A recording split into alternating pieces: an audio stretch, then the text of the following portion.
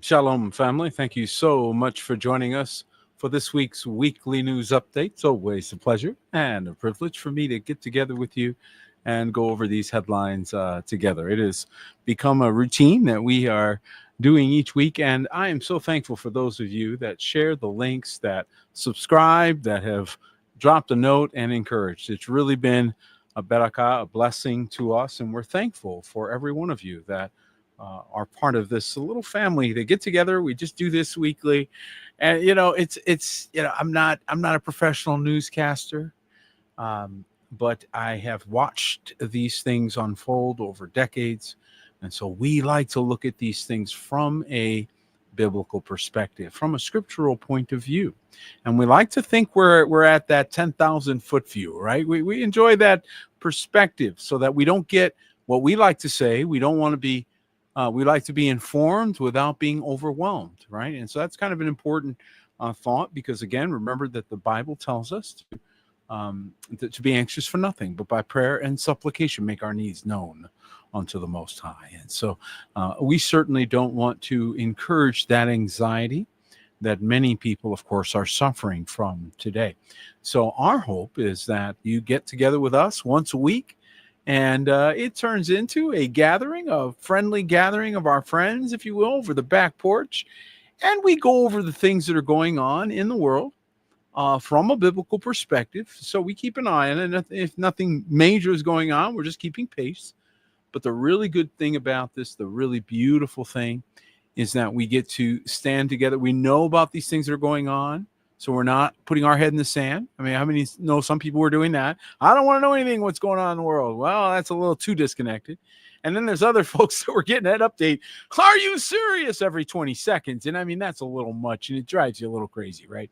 So this weekly pace has really turned out well. And for those of you that are new here, we have a website called remnantwatch.com. That's remnantwatch.com, where we place, of course, all the stories that we're going to cover in this broadcast. And you're certainly welcome to go back and check previous broadcasts and look for the stories here. Somebody was just asking me about a story today. And we have this handy banner up here, which takes you to our latest weekly news update. And we do have these free resources, which I tell you, every single week I point at these free resources for people, survival guides, things that you may not think you need, but funny how we keep doing stories about disasters. So as long as we're going to keep doing stories about disasters, we're going to keep offering free disaster preparedness information and checklists for folks. So I just hope it's been helpful. I don't know. Sometimes you feel almost helpless, don't you, when you're looking at some of these horrible stories? How many of you have felt horrible that you couldn't do more? And this is one of the reasons why we love to pray one for another, which is the way we lay our lives down for one another, but also to be a word of encouragement, to help if you're nearby with one of these disasters, then obviously you can be of assistance. So there are several states in the United States that are definitely in need of help. So continue to pray for your neighbors one for another. And on that note, let's get into the news. And tonight's top story, we're taking a look at this event that happened in Rio. And this is one of those types of things that might go under the radar, which is why we do these broadcasts, folks, right? Isn't that why we keep an eye? So that we can catch things that maybe they might not talk about, that may not make the top of the news in other places, or that would be ignored, right? So we like to keep an eye on things that may be moving us towards the one world government, or the scriptural fulfillments that many of us are watching to see what will unfold.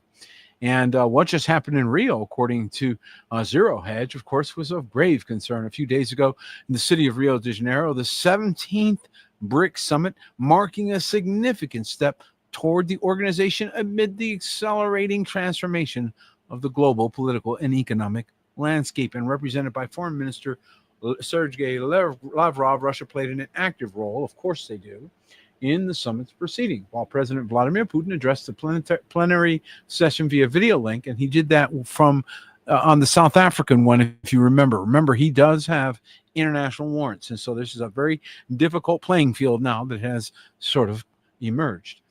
And so, of course, they're gathering together. The Rio Summit reaffirm BRICS' growing political weight. And so, if those of you thought, well, we're not hearing much about BRICS, they must have changed their mind or something. Oh gosh, no, they didn't change their mind. The Rio Summit reaffirmed BRICS' growing political weight and its ambition to become a key force in shaping the emerging multipolar order. High-level meetings drew global attention not only because of their scale, but also due to the substantive outcome they produced. A total of 126 joint commitments were adopted, spanning critical areas such as global governance reform. Are you listening to this? The restructuring of international financial institutions, healthcare, climate initiatives, artificial intelligence, and sustainable development. The declaration adopted at the summit, titled Strengthening Global South Cooperation for More Inclusive and Sustainable Governance, underscored BRICS' commitment to a multilateralism, respect for international law, and the promotion of a fair and equitable world order. But beyond the formal language, the summit revealed a deeper shift. BRICS is no longer limiting itself to cautious technocratic dialogue. What does that mean? That means the gloves are coming off, folks, and they've decided that the United States-led West is no longer worthy of their leadership. And this is a dangerous, dangerous moment. Why? Because it's going to affect all of us. So what has seemingly occurred is the United States is no longer the lead UN country that's pushing their agenda. It seems to have shifted now to the BRICS nations. They seem to have adopted many of the BRICS initiative or UN initiatives repackaged. So we're watching this repackaging. In other words, you guys aren't doing what we want. We're going to go a different way. The plan is going to happen one way or another. It's going to happen. They're going to do this thing that the scripture says is going to happen. Okay. So one way or the other, they're going to get it done. And we're just watching the unfolding of it. We're just watching it unfold. And so thank you to those of you that are paying attention, that are not so easy to fool in this hour. You're one of those like us that are seeing this and saying, things are shaking in the world. Now, how many know that this last week there was a tremendous amount of shaking going on because of the economic things that are happening? And we continue to pray, intercede every week for those that are going through major change, economic change, because there's breakthrough in the air, but breakthrough's messy. Ask the worm if becoming a butterfly was easy. Okay, it's a difficult process to transform, to go through transformation. Any of you that have gone through any transformations know exactly what we're talking about. Well, Brazil, of course, is going through some very serious things, and they are part of. They're the first letter of BRICS, as a matter of fact, and so now they're no friend to the West when it comes to certain things. Now, the United States of America depends on produce, especially at different times of the year, from other hemispheres. So to hear that Brazil is intending to reroute exports from the U.S. to other countries after the tariff move. So it is no longer willing to play the game, the tariff game. And this thing is starting to really backfire. So it's something that we definitely have to keep an eye on. And so Rio de Janeiro, July 11th, of course, Brazil will redirect its exports from the U.S. to other countries. President Lula da Silva said following the U.S. announcement that it will slap 50% tariffs on Brazilian goods starting from August 1st. And so Brazil's trade with the U.S. makes up just 1.7% of our GDP. You can't call these figures vital. He said in an interview with TV Record, we will look for other partners. I think you're going to find a lot of countries, no matter what the GDP number represents, are going to start to look hard at the Western nations and say, your partnership comes with a lot of strings attached. We may not want that. Brazil was already pre-positioned not to interact with the United States on a heavy basis, and that meant the influence was very low. So this is something that is becoming a bit of a trend in the nations now, as they are disconnecting or decoupling from what they consider to be heavy-handed government.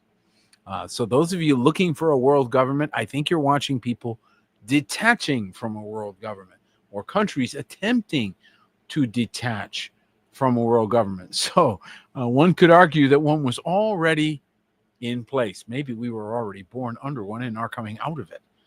There's a concept we must consider. And as a matter of fact, we're seeing so much movement that we're not really sure what we're looking at. In France, we're seeing a 50,000 troop force that is being prepared for Ukraine. Now, wait a second. Weren't they receiving all kinds of American aid because France wasn't in a position to stand up against Russia and Ukraine in the Ukraine conflict? France and UK are forming a 50,000 strong joint force based in Paris to lead a potential multinational deployment in Ukraine after ceasefire, aiming to enforce peace terms without replacing Ukrainian troops, a move Russia deems unacceptable. France and the United Kingdom are moving forward with plans to establish a sustainable or substantial joint military force that could be deployed in Ukraine following a ceasefire. President Emmanuel Macron confirmed on Thursday and designed to guarantee an adherence to any future peace agreement. I think you got to win the war before you can bring in your troops to say, we're going to hold you accountable. Russia is whooping Ukraine. So it doesn't make sense to me that the allies of Ukraine are going to send in their troops to keep the peace. If they could keep the peace, they would push back the Russians. So this is, again, more theater. But again, it's very interesting how it's coming out in certain times. And so, again, there are certain things I think they want out of the news cycle. It's not working. So it's staying in the news cycle regardless of their attempts. Nevertheless, I do think this is a bit of theatrical nonsense. I don't believe that Europe could stand up against Russia for more than a few days.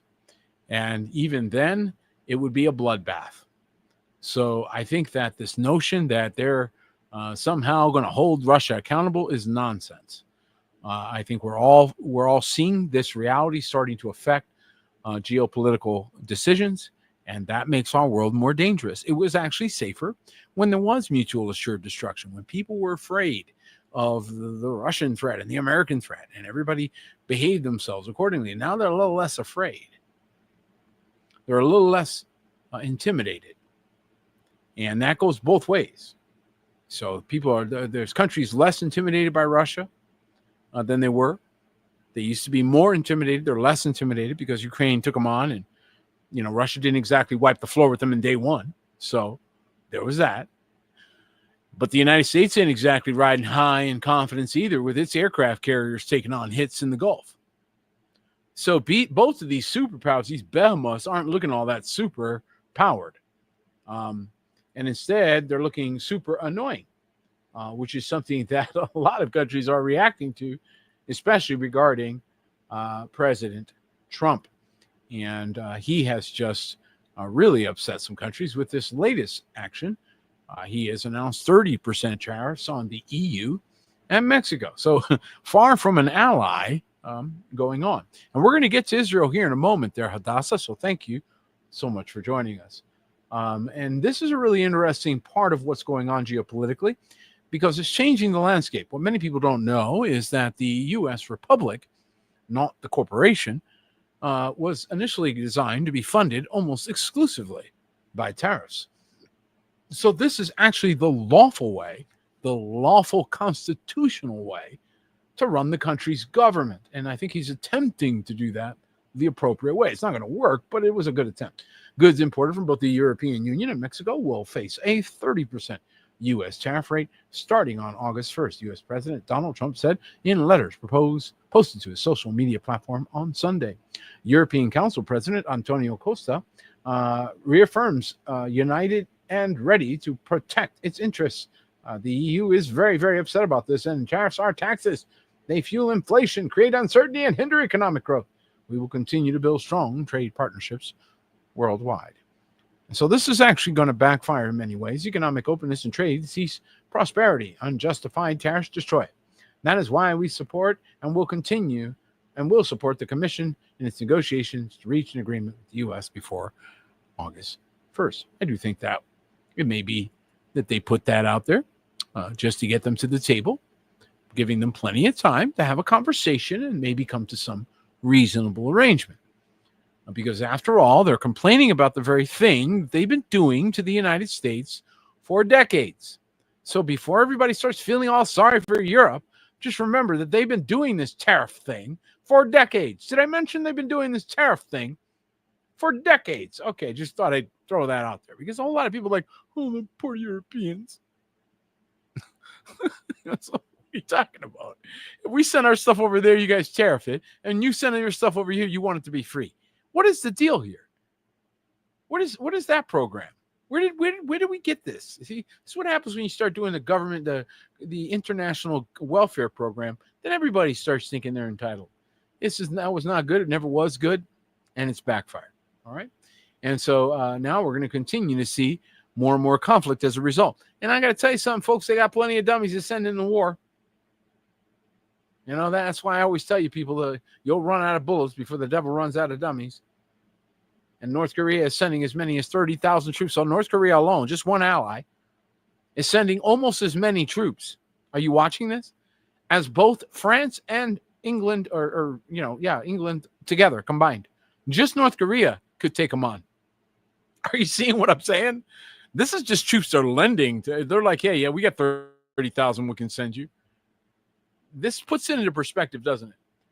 North Korea is set to triple the number of its troops fighting for Russia along the front lines with Ukraine, sending an additional 25,000 to 30,000 soldiers to assist Moscow, according to intelligence assessment from Ukrainian officials. The troops may arrive in Russia in the coming months, according to the assessment seen by CNN, adding the 11,000 sent in November who helped repel Ukraine's incursion into Russia's Kursk region. So they've already proven to be battle-hardened soldiers, and they're already on the ground. So this is a very interesting development because this is now already an international conflict, and it is, in fact, already a world war.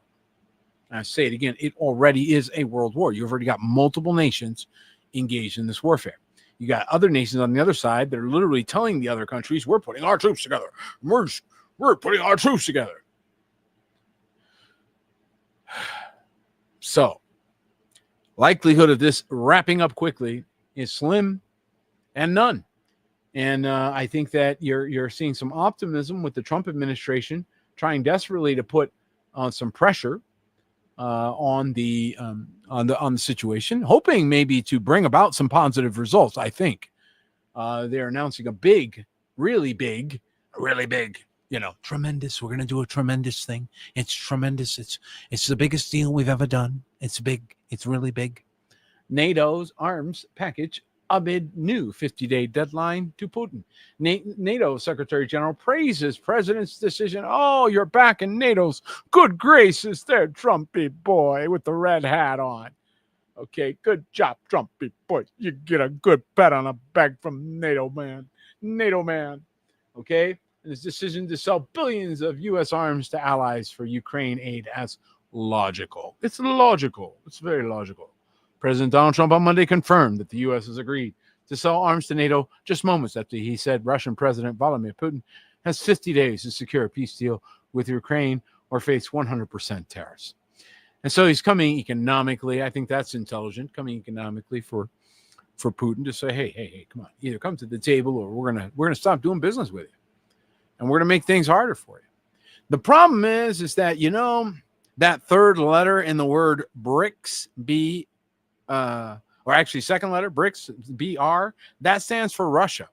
So Russia has plenty of friends, plenty of other people to do business with, plenty of other countries that they can interact with. So they've already proven that they'll do just fine, tariffs or no tariffs. They're not quite as afraid of that threat as you might think. So this is not, that's why I'm saying I don't anticipate this getting resolved very easily. I expect this is going to get worse. Sorry, guys. And like I said, they're getting a lot of backing. They're getting strength. And, you got North Korea, who continues to be very public about its support for the Russians. And North Korea's Kim, hosting Lavrov, says he will support Russia to resolve the Ukraine war.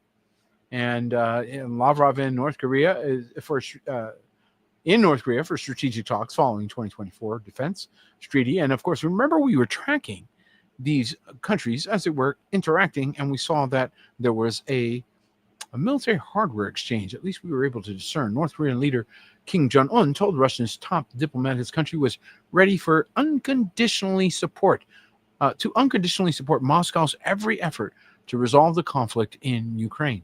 Now, you got to remember, guys, that while you're only hearing from this from a more or less a military standpoint or a conflict standpoint, there are those who really believe that this is like a religious war. Just so you know a little more texture. There are those who really believe that the Ukrainian program over there is extremely satanic and demonic.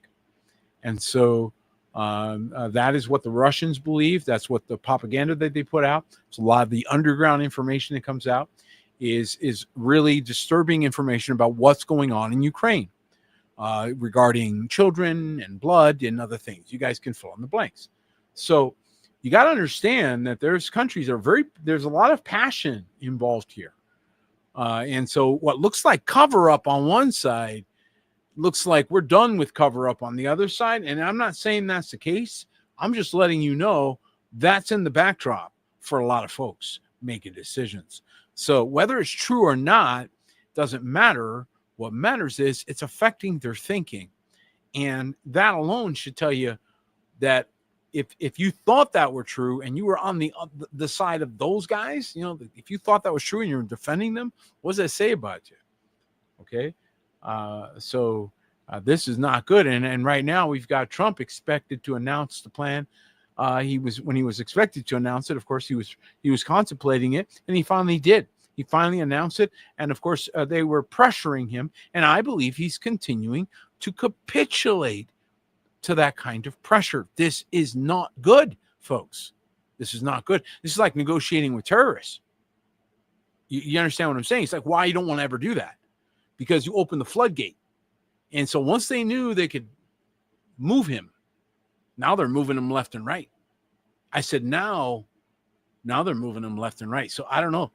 They must have found the dirt. They must have found the dirt. That's all I can say. Because now the decisions that are being made are a little bit different. There's a lot of red hat wearing people going, what? Wait, what? Wait, I didn't vote for this. Wait, what? I didn't say I wanted this. When did we agree to this? We're doing this now? Right? There's a lot of red hat wearing people not too happy. Okay, so just understand that that's a reality going on in our world right now as people are starting to figure out things are not what we thought. And so this is a rough situation. Moving a little bit towards the Middle East. So somebody asked, wow, what about Israel? Israel is, of course, still in the crosshairs of many, many situations that are going on scripturally. And of course, we're watching the situation in Israel because we're getting reports out about a red heifer. We're getting reports out about discoveries at Qumran, all kinds of different things that are happening in the theater of operation there, which many people, many voices may not want even out there.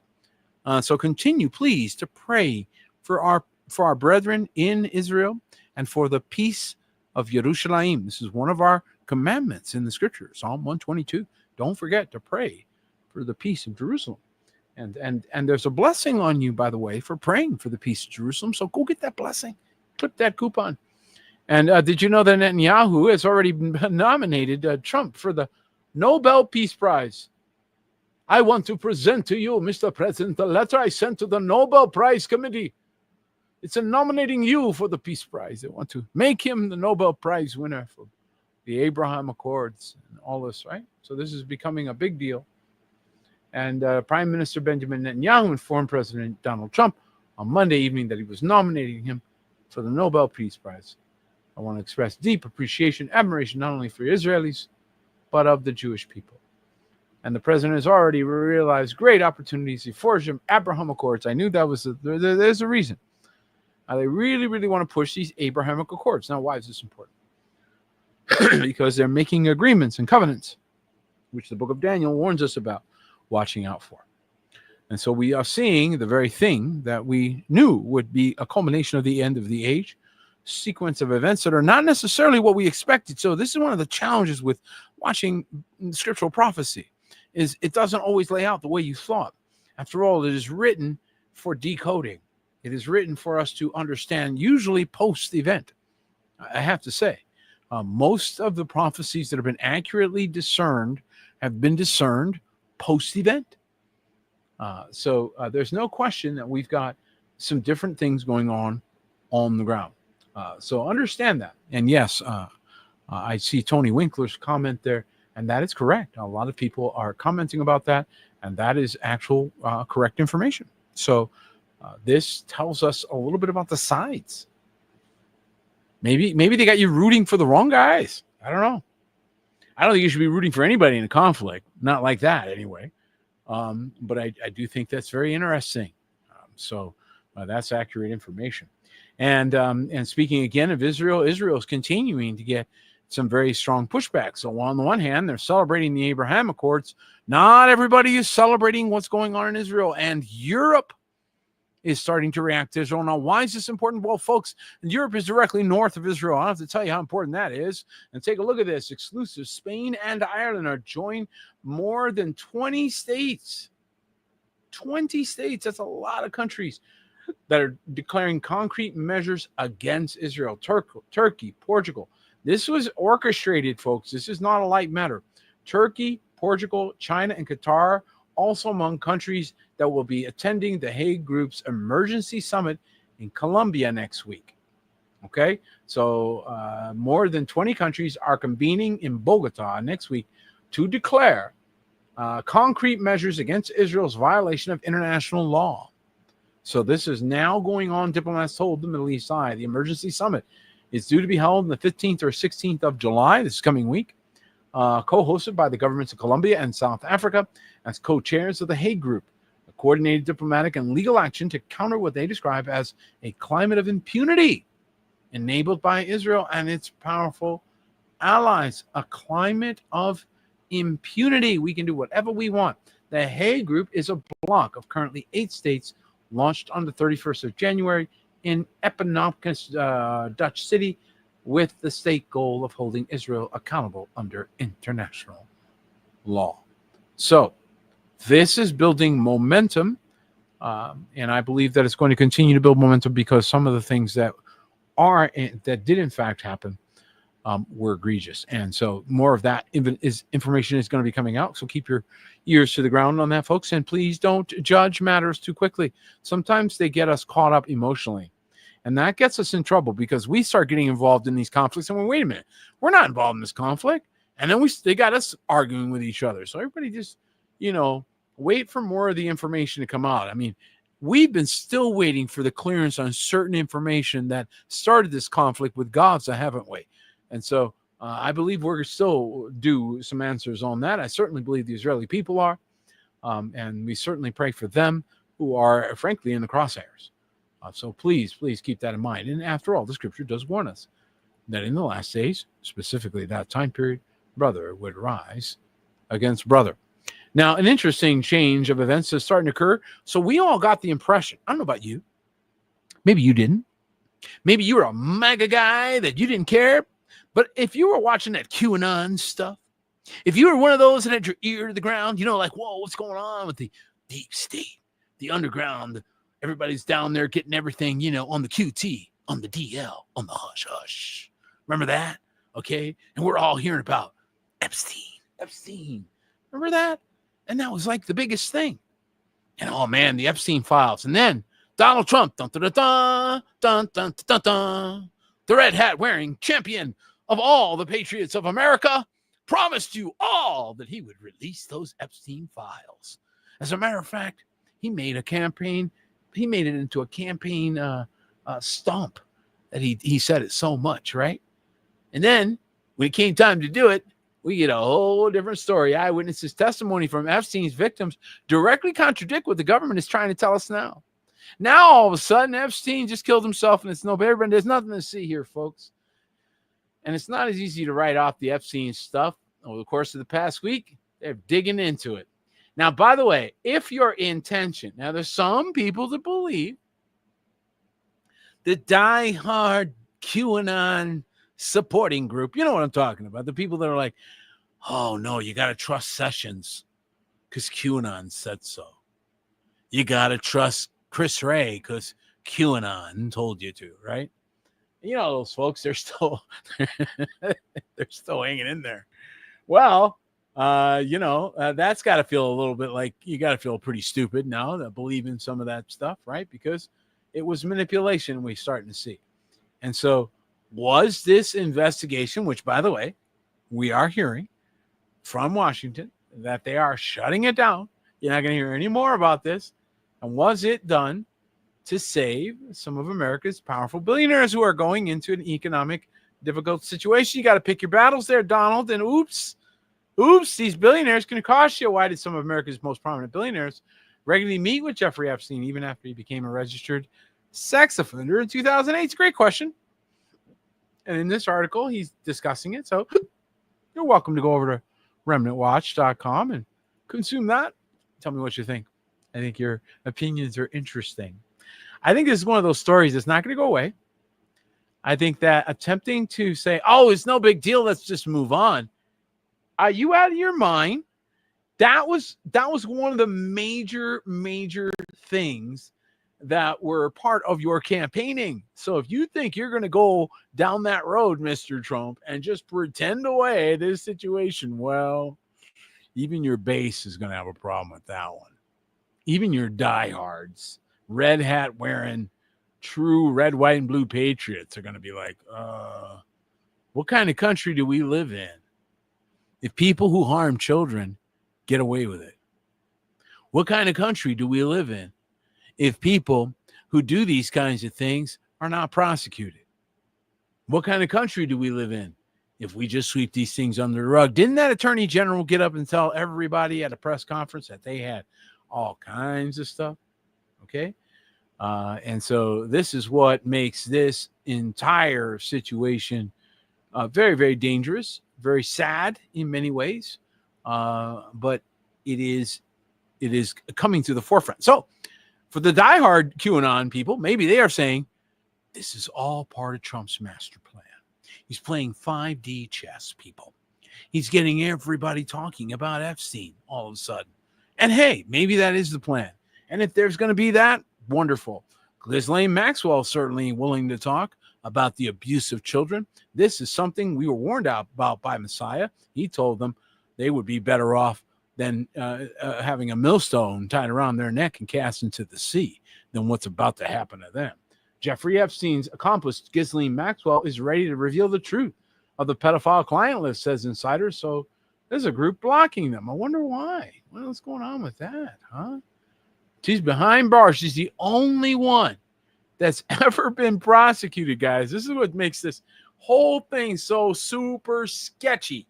Only one that has been ever put behind bars on this. And there's a whole lot of people that, you're kind of wondering what happened there. So if you're one of those people wondering what happened there, I think you're onto it. I think you're one of the smart ones. You're awake.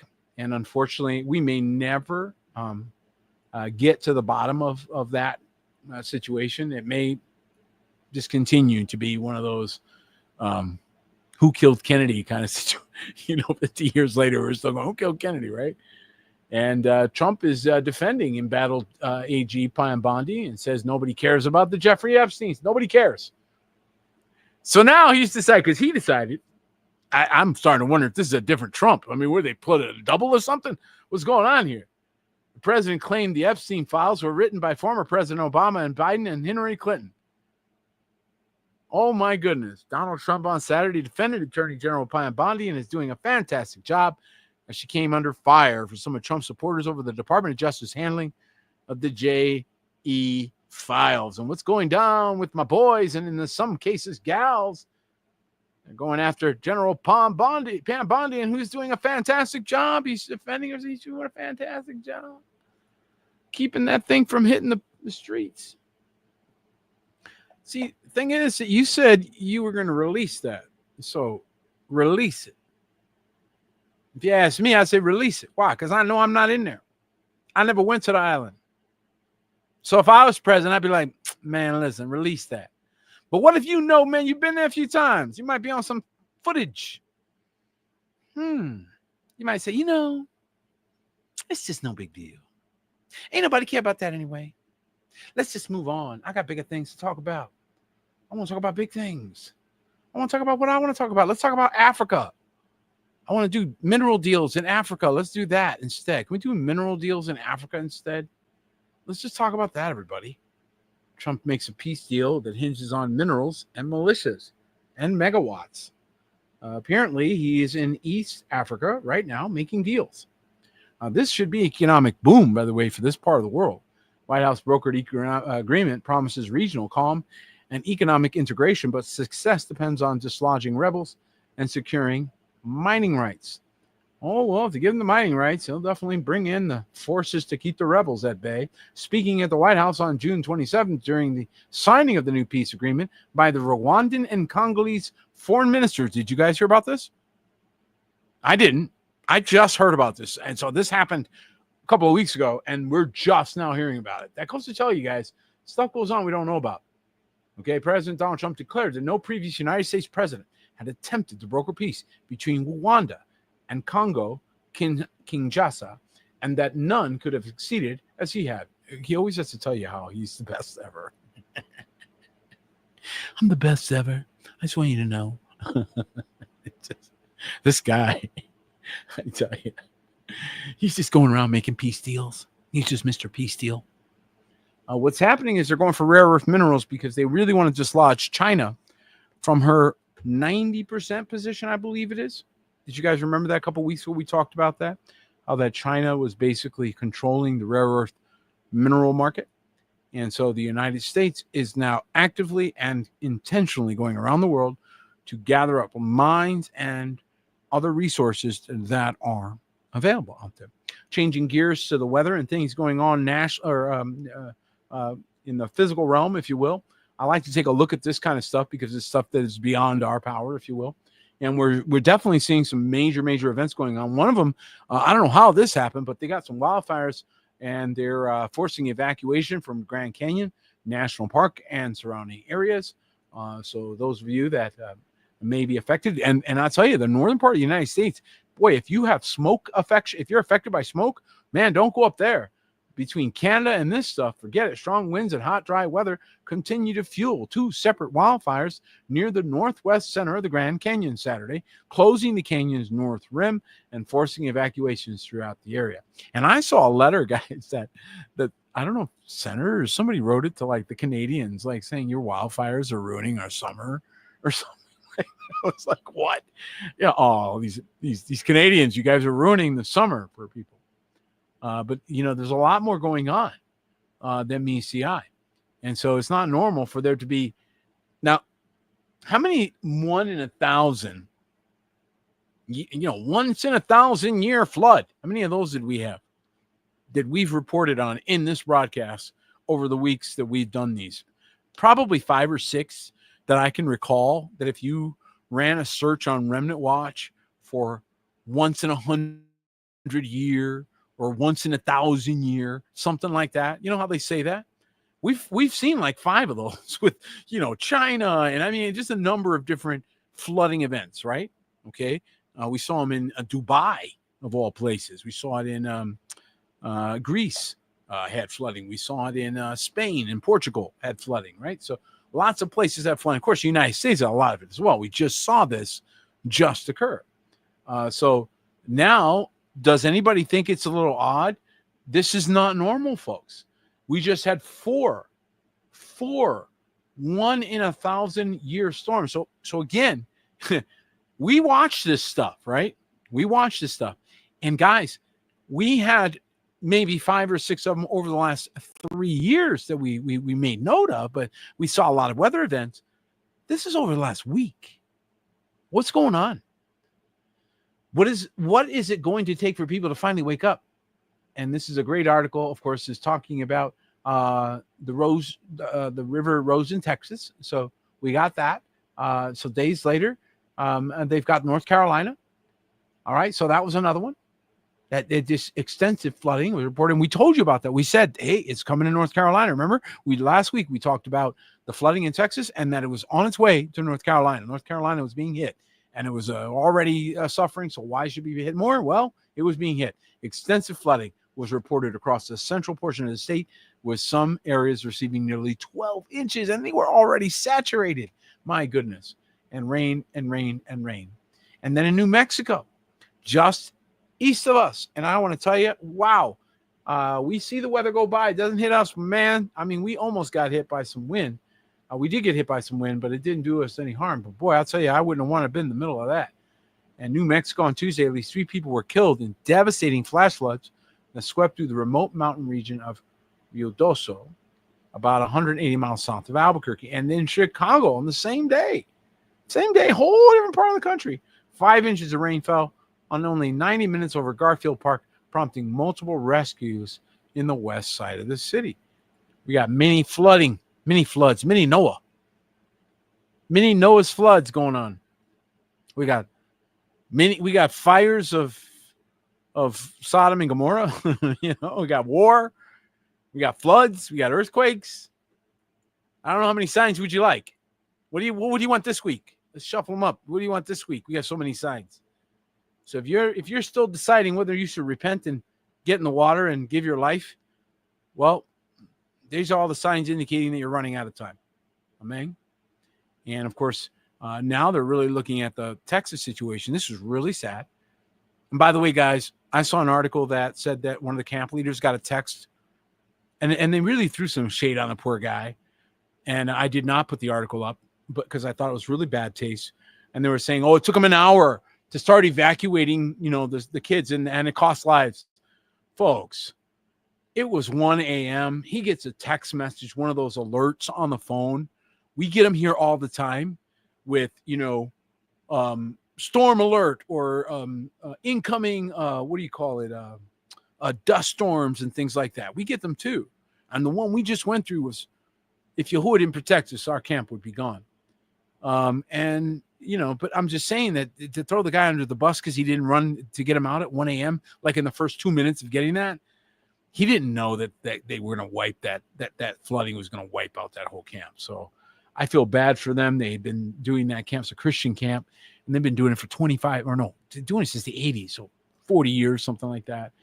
And people were trying to say that, they should have done something different. It's like, no, these things are natural disasters. They happen.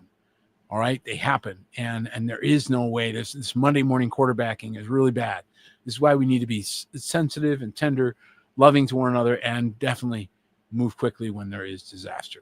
And this Texas flooding, again, and NWS is warning, new dangerous situation is unfolding.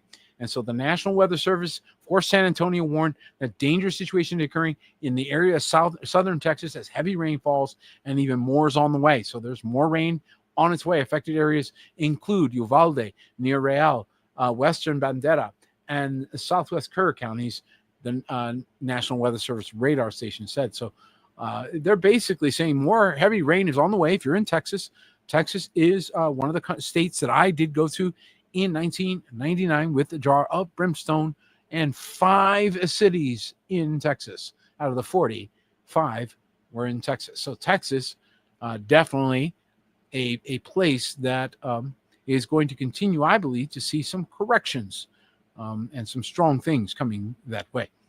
And so, again, the atmosphere is changing quickly. It's disturbing, some of the things that we're seeing. But, again, I think that we expected to see some of the things. One of the things that I found quite entertaining, I don't know about the rest of you, but I found this whole Elon Musk breakdown, really, because Elon was really involved in the Trump administration so he could save his EV business. That and SpaceX. And both are tanking. So this has backfired big time. It was not a good look. Jump in there, say, I'm going to get involved, and really your real motive was, hey, I want some government contracts. Yikes. Talk about right in front of you. Musk slams Trump's defense of Bondi. And so now this is the result of this, right? So now they're going to go back and forth. Just release the files as promised. Okay. So tech billionaire Elon Musk blasted President Trump on Saturday over his defensive attorney general Pam Bondi and his handling of the case. And of course, he's writing about it. And I think that it's good that there's pressure on it.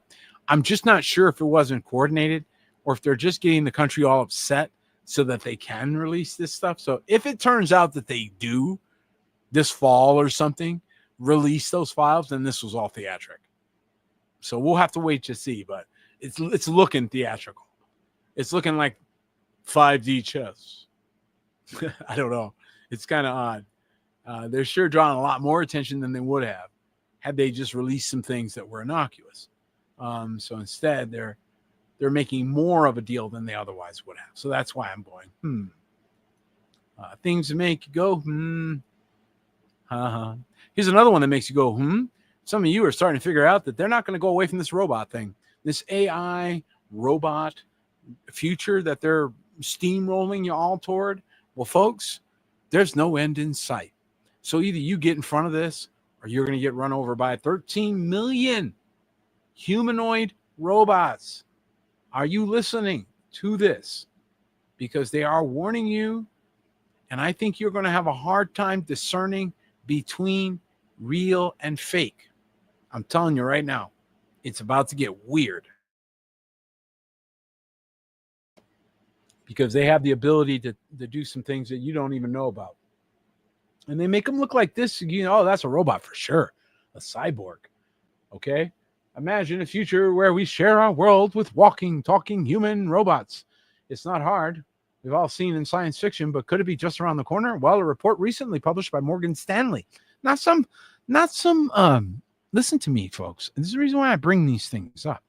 This isn't being reported by some goofball in Florida or some guy in his backyard. This is Morgan Stanley. They're probably financing it. Suggested it could be less than 10 years before millions of them are walking alongside us, playing with us, protecting us, and providing care. Oh, doesn't that sound good? Providing care. And by 2050, there could be 1 billion of them among us. 1 billion robots. Wow.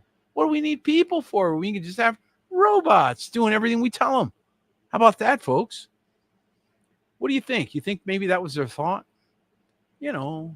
Robots, a workforce that doesn't argue with you. Anybody else hearing Terminator coming? Anybody else looking, where's Arnold? Yes. And we've watched this stuff coming, right? Why? Well, because the society we're in is increasingly going lawless. It's going into the direction that Mashiach warned us about. What did he say? Because iniquity shall abound. What is iniquity? Iniquity is lawlessness. Those who violate with impunity the Torah or commandments of the Most High. And so he warned us that because iniquity would abound, the love of many would wax cold. And how many know that judgment begins in the household of faith? So I don't think it's surprising at all that we're going to continue to see these problems in a country where, church discipline no longer practiced by most Protestant churches. Did you know that? We've been watching this. Every attempt to bring some kind of correction has been rebuffed. While most U.S. Protestant churches have policies in place to address significant misbehavior by members, formalized church discipline is rarely practiced. So they're definitely not going to see it correctly done, according to newly released data from Lifeway Research. Everybody's so afraid of offending, nobody wants to call out the wicked. But you must. The survey conducted over 1,000 Protestant pastors between August and September 2024 found that 1 in 6 pastors reported their church had disciplined a member in the past year. The infrequency of church discipline is not because their church members aren't sinning, said Scott McConnell, executive director of Lifeway Research. Church discipline typically occurs when a member is not repentant for a sin or is no longer qualified for a role because of sin. Here's the thing, folks. They don't even respect those roles anymore. And they're so concerned about paying the bills. They're so concerned about staying in business. They're more concerned about being a profitable enterprise than they are about a scandal. We just watched that situation in Texas. And the reason why they didn't report this guy who's a pedophile who harmed 12-year-olds, for crying out loud, is because they were taking in $10 million a year. That's why. So we can call that for what it is. It's just a hustle. Sorry. I get a little animated. Because I really don't think, of all the things you use you need to make some extra money. The gospel is not it. Okay? The gospel's not where you do that. I don't know where Americans got the idea to do that, but they did. And it's been horrible. So I'm grateful to see judgment there. I believe that Yahuwah is bringing it. And I believe we need to be very careful in this hour. Australia is moving, did you know, toward a digital currency, and they are backing away from all forms of cash. And so Australia takes a big step towards a cashless society this past week in Sydney, Australia. The central bank said on Thursday it was taking another major step toward a wholesale central bank digital currency with a range of industry partners pursuing projects using real money and assets for the first time. So they are trying to use Australia as a test case to sell us the idea of a central bank digital currency. And given the flip-flops of the red hat wearing Trumpy, who knows what he might change his mind and say, never mind, Americans. It's going to be fantastic. We're going to have our own central bank digital currency, and we're going to have the best one. You never know. He might totally bite it. The guy flip-flops on stuff. So, folks, who knows what we're about to see, right? It's getting dangerous out there. It's getting dicey. And unfortunately, the various geopolitical forces that are now rearranging indicate that we're about to go into more conflict. We've got a sea of steel out in Ukraine, in Taiwan. Look at this, guys. Watch as a huge fleet of terrifying new Chinese tank boats take to water as Taiwan launches the biggest ever war drills. Look at this. Okay? They are letting you know they're not going anywhere, man. They're coming. They're coming. Dramatic footage captures a fleet of Chinese tank boats charging through the sea in tight formation during military drills near Taiwan. The show of force by the People's Liberation Army comes as Taiwan kicks off its largest ever military exercises. Don't. Stay tuned. Stay tuned, folks. This is going to get interesting. Did you think this was going to get boring? Oh, no. This is going to get fun. Look at this. The stuff they will spend for war.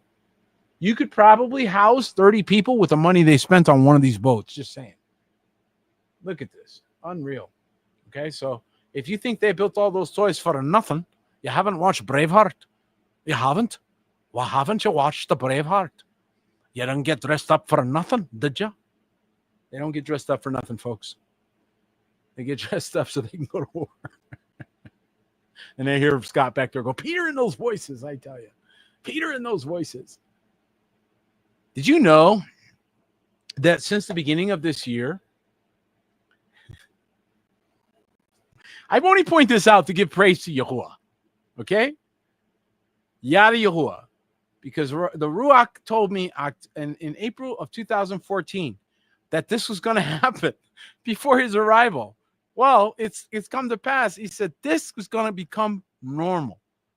And when he told me this particular thing, I thought, mainstream? I wrote it down, but I was like, wow. Even as I read it, I was, UFOs go mainstream? Yeah. That's exactly what he told me. And I was like, wow, that was a big one. No, folks, look at this. Over 2,000 UFO sightings reported in the first half of 2025 alone. Okay? The National UFO Reporting Center collects reports from the public. The interest in UFO has been increasing after whistleblower testimony. And I think what is happening is people are starting to look up. They've been spending so much time looking down, they stopped looking. And suddenly people start drawing attention to things going on in the air, in the sky. Okay?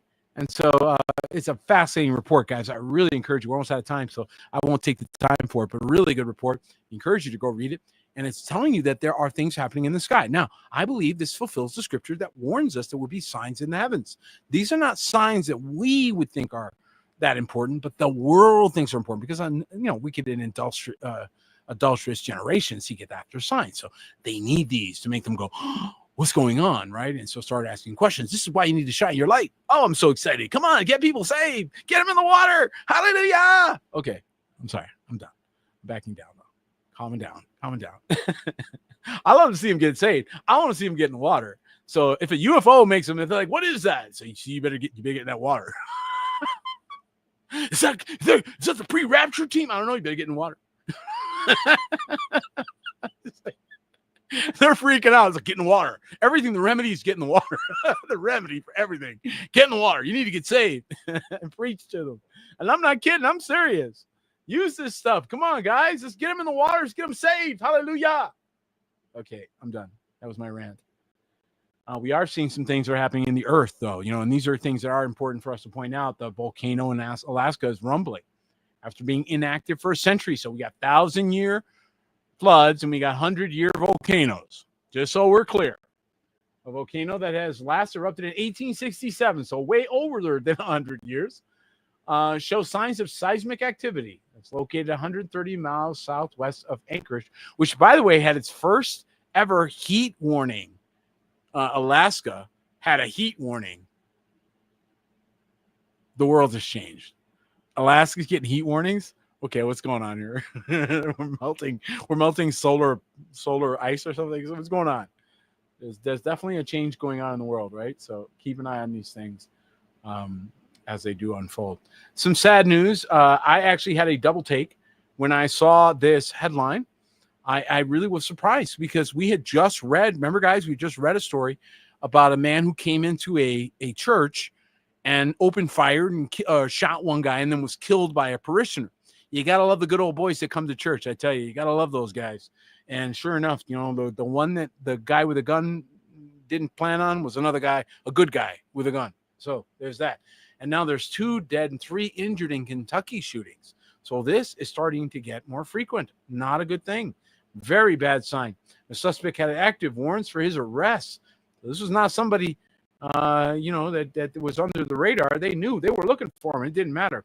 2 women were shot and killed, and 2 men were injured at a Kentucky church by a suspect who fled there after allegedly shooting a state trooper elsewhere, according to officials.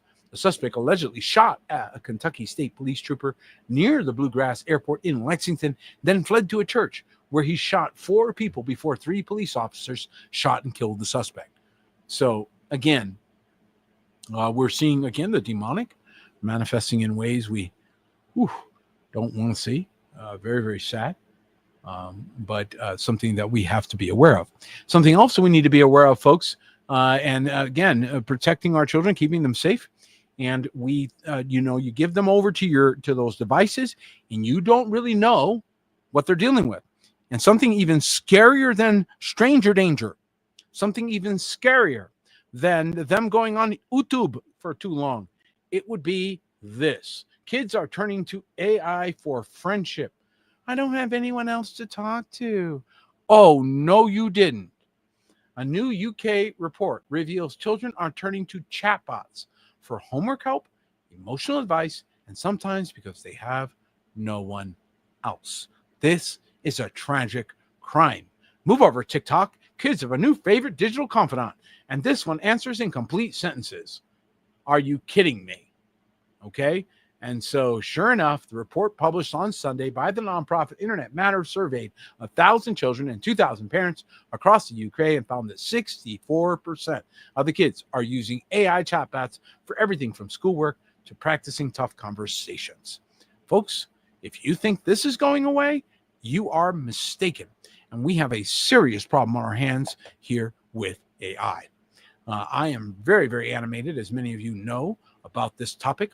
I think it is incredibly dangerous. I believe that this is like a snake loosed in your home. I believe that this is one of the most wicked things we have ever seen.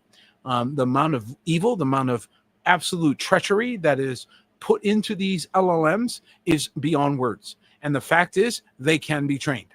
So, yes, you can have them tell the truth. You could even have them preach the gospel. You could even have them tell the correct name. But are you thinking that that's how they're programming them?